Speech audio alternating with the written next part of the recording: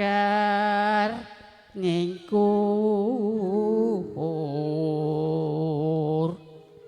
Pas, iya ya.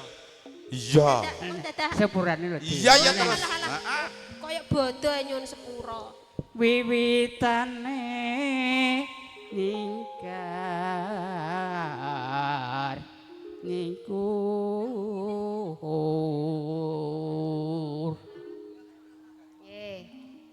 Lingsem yen kemutan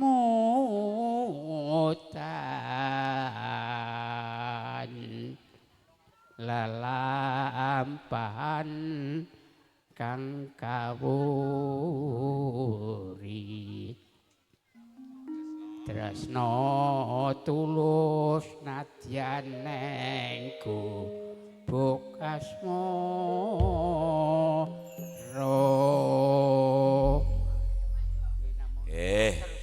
Nggih. Ben diterusne anak wedok jenengan teng mriki mawon. Langsung mandap. Lah nggih. Kok mung sediluk tok ta? Siap. Matur nuwun Monggo. berkah. Ya. Ora beksa nang dhuwur. Gandeng mboten. Walah nggih, ora tukang beksa kok kono tukang nuthuk kok ya. Dituntun mboten. Hei, Kyai Sepuh kok mbok tuntun iki lho. Lah piye engko nek tiba lho. Iya. Mboten napa-napa. Ya. Nah, lho ya to. Ya, kok ketoke gemi setiti ngono to karo wong tuwa kuwi. Nggih. Ya, ladene wong tuwek kuwi ya nol enggak sah. Genah. Ya. Monggo.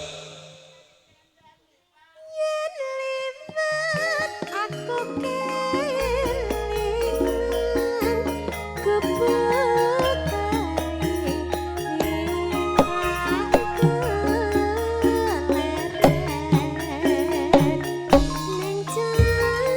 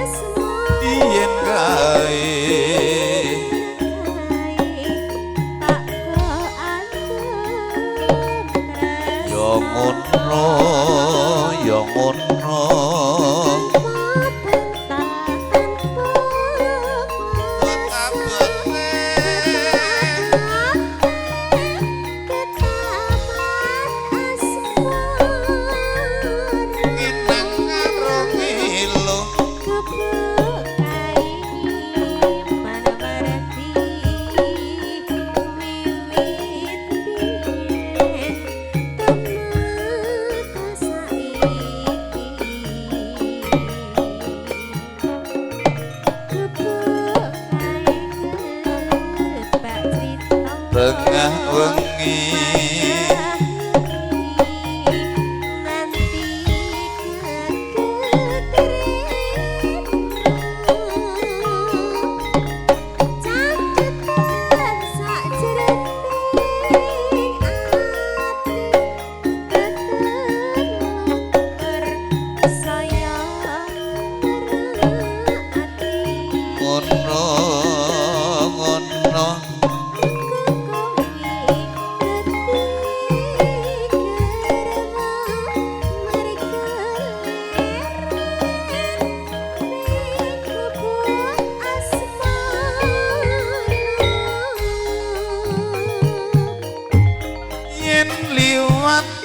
aku kelingan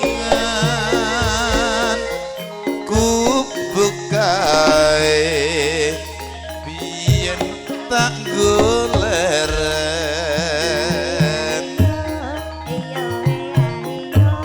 ning cagak kebak tulisan warna abang tondo isih perawan jenenge gubuk asmara biyen gawe tak ku andung tresno tanpa bantal tanpa kloso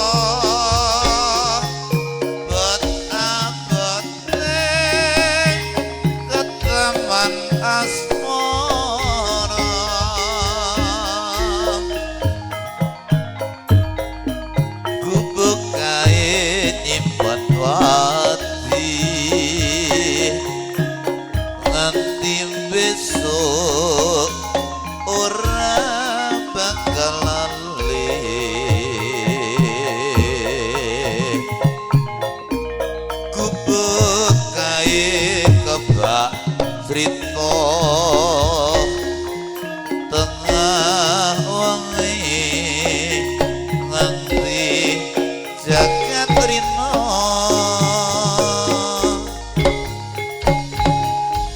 sedotan sajroning ati ora luntur saya merati aku kowe dadi garwa mergo leren ning gubuk asmara